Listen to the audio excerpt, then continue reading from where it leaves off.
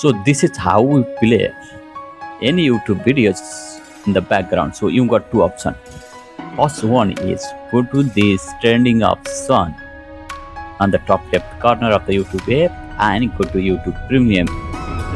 So if you bought YouTube Premium, this is the paid one, you can play any YouTube videos in the background completely. So if you can afford it, you can go with this route. Or the second one is, let's say I want to play this YouTube video. So all I have to do is copy this. This is the free one, okay?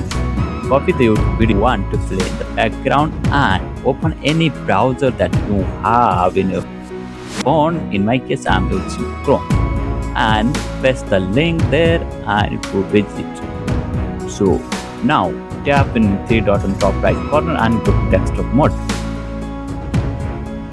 You see what it does, it makes from play any video like a tab, like in a desktop or laptop. So you see it's being played in the background. So this is how we play any YouTube videos in the background.